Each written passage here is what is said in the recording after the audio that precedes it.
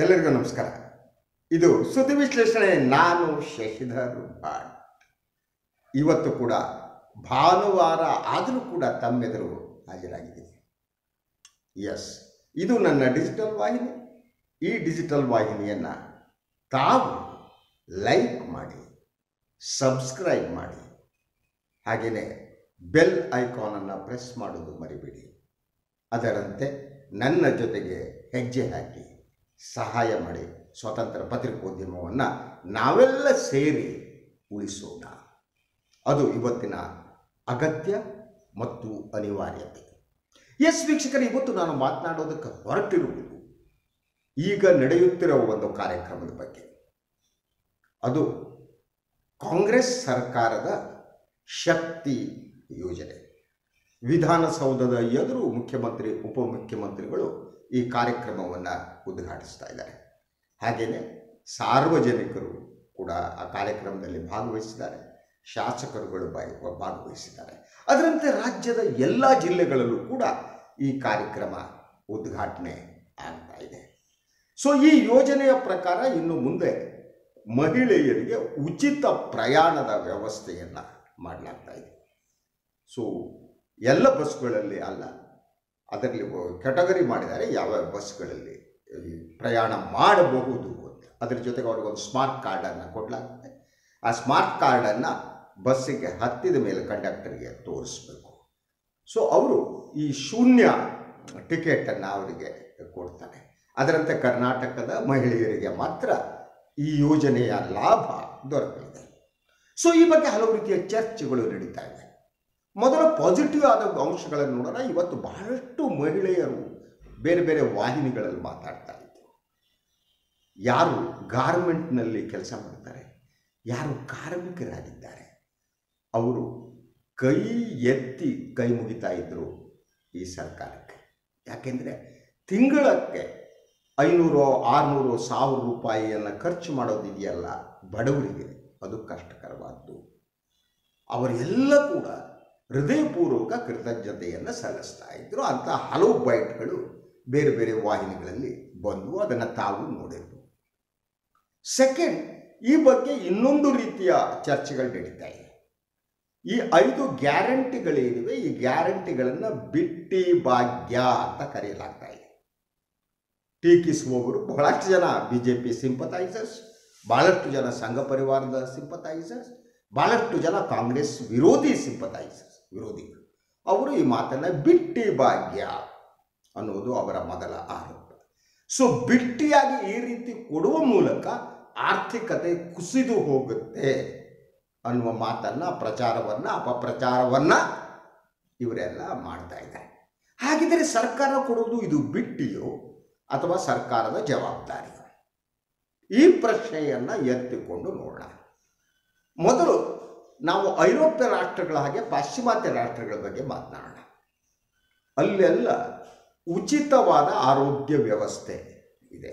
ಯಾಕೆಂದರೆ ಏನು ತೆರಿಗೆಯನ್ನು ಸಾರ್ವಜನಿಕರಿಗೆ ತಗೋತಾನೆ, ಅದರ ಒಂದು ಪಾಲನ್ನು ಈ ಒಂದು ಆರೋಗ್ಯ ಸೇವೆಗಾಗಿ ಒದಗಿಸಲಾಗುತ್ತೆ.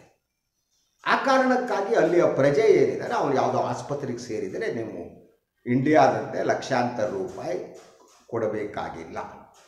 ಅವ್ರು ನಾನು ಇಂಥವನು, ನಮ್ಮ ಅಡ್ರೆಸ್ ಕೊಟ್ಟರೆ ಸಾಕು, ಅವರಿಗೆ ಉಚಿತ ಸೌಲಭ್ಯ ಅಥವಾ ಅತಿ ಕಡಿಮೆ ದರದಲ್ಲಿ ಕೊಡಲಾಗುತ್ತೆ.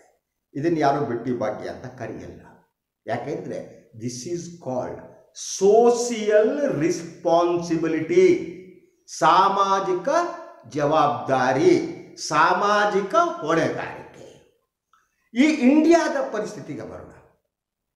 ಇಂಡಿಯಾದಲ್ಲಿ ಬಹಳ ನಾವು ಇಡೀ ಸಮಾಜವನ್ನು ನೋಡ್ತಾ ಹೋದರೆ ಮಹಿಳೆಯರು ಕೂಡ ದಲಿತರು ಮತ್ತು ಅಲ್ಪಸಂಖ್ಯಾತರಂತೆ 2ನೆಯ ದರ್ಜೆಯ ಪ್ರಜೆಗಳಾಗಿದ್ದಾರೆ.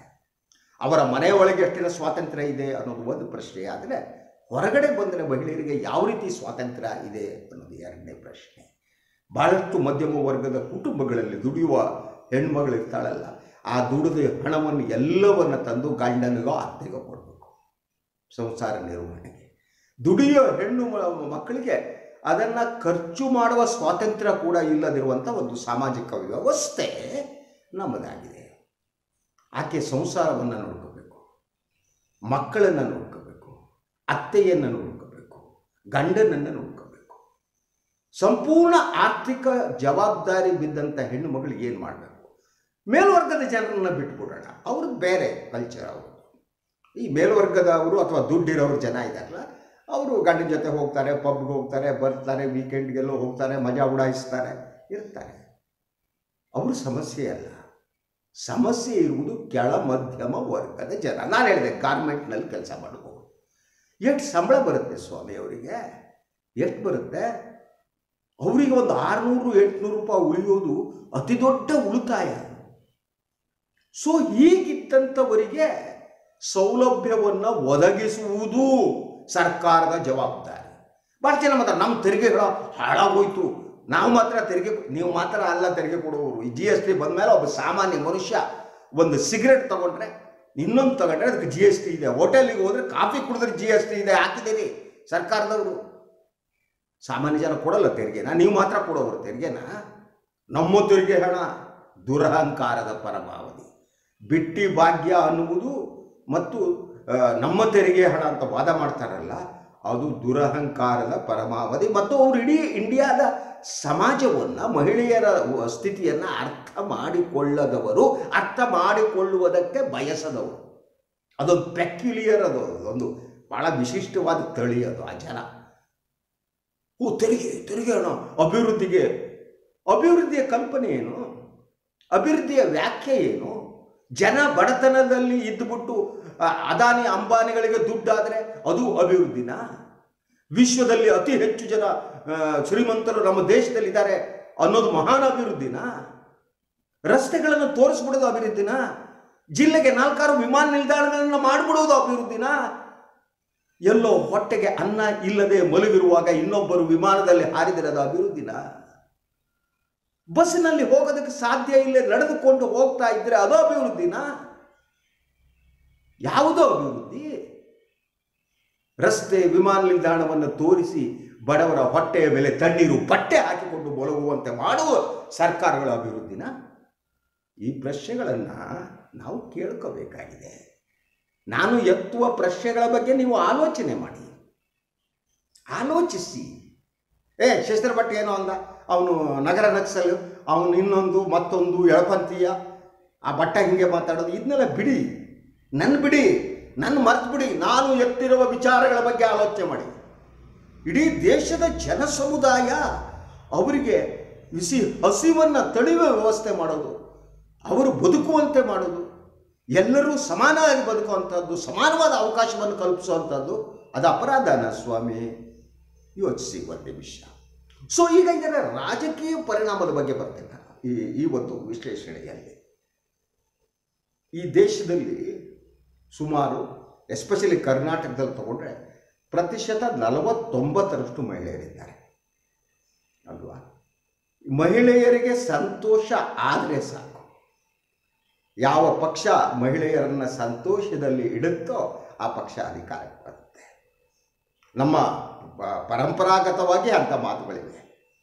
ಎಲ್ಲಿ ಮಹಿಳೆಯರಿಗೆ ಗೌರವ ಇರುತ್ತೋ ಆ ಸಮಾಜ ಉತ್ತಮವಾಗಿರುತ್ತೆ ಅನ್ನತ್ತೆ ನಮ್ಮ ಸಂಸ್ಕೃತಿ.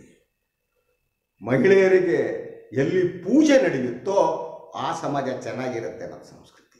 ಈಗ ನೀವು ಮಹಿಳೆಯರು ಕೂತು ಮನೆಯಲ್ಲಿ ಪೂಜೆ ಮಾಡಿಸೋದಕ್ಕಾಗಿರ್ಬೋದು, ಆದರೆ ಅವರಿಗೆ ಸೌಲಭ್ಯವನ್ನು ಒದಗಿಸುವುದು, ಅವರ ಮನಸ್ಸಂತೋಷ ಪಡಿಸುವುದೂ ಒಂದು ಪೂಜೆಯೇ.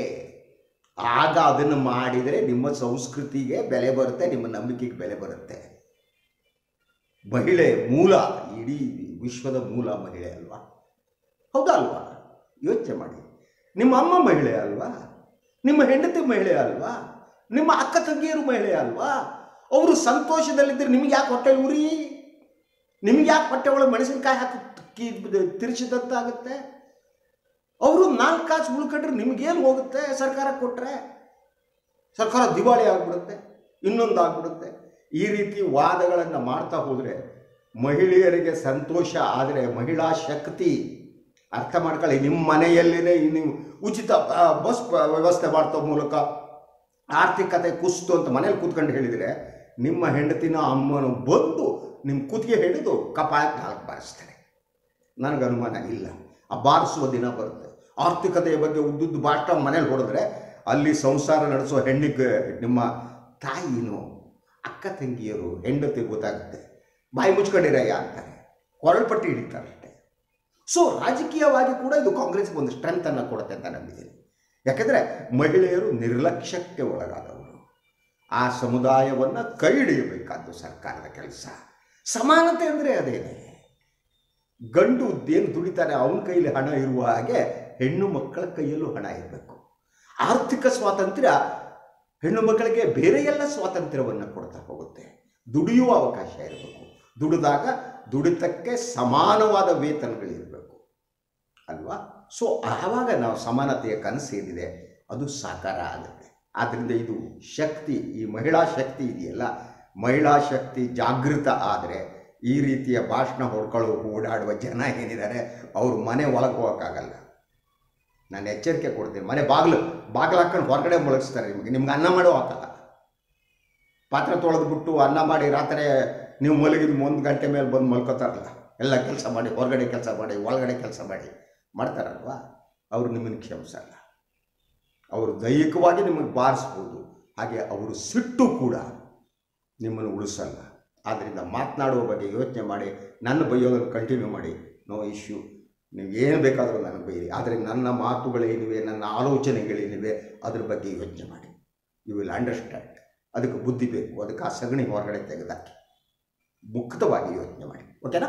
ಇದಾಗಿತ್ತು ಇವತ್ತಿನ ಸುದ್ದಿ ವಿಶ್ಲೇಷಣೆ. ಎಲ್ಲರಿಗೂ ಒಳ್ಳೆಯದಾಗಲಿ. ನನ್ನ ಈ ವಾಹಿನಿಯನ್ನು ಲೈಕ್ ಮಾಡಿ, ಸಬ್ಸ್ಕ್ರೈಬ್ ಮಾಡಿ, ಹಾಗೆಯೇ ಬೆಲ್ ಐಕಾನನ್ನು ಒತ್ತಿ. ಅದರಂತೆ ಬನ್ನಿ ನಾವೆಲ್ಲ ಜೊತೆಯಾಗಿ ಹೆಜ್ಜೆ ಹಾಕೋಣ. ಸ್ವತಂತ್ರ ಪತ್ರಿಕೋದ್ಯಮವನ್ನು ಉಳಿಸೋಣ. ಸ್ವತಂತ್ರ ಪತ್ರಿಕೋದ್ಯಮವನ್ನು ಉಳಿಸುವುದು ಅಂದರೆ ಈ ದೇಶದ ಜನತಂತ್ರವನ್ನು ಉಳಿಸುವುದೇ ಆಗಿದೆ. ಪ್ರಶ್ನಿಸುವುದು ಒಂದು ಸಮಾಜವನ್ನು ಉಳಿಸುತ್ತೆ. ಶಶಿಧರ್ ಭಟ್ ಯಾವತ್ತೂ ಪ್ರಶ್ನಿಸುವ ವ್ಯಕ್ತಿ ಹೊರತು ಕೂತು ತಲೆ ಹಾಕುವವರಲ್ಲ. ಅದು ಯಾವುದೇ ಸರ್ಕಾರ ಇರಲಿ. I will question, I am going to question. ನಾನು ಪ್ರಶ್ನೆ ಕೇಳ್ತಾನೆ ಇರ್ತೀನಿ. ಓಕೆ, ಎಲ್ಲರಿಗೂ ನಮಸ್ಕಾರ.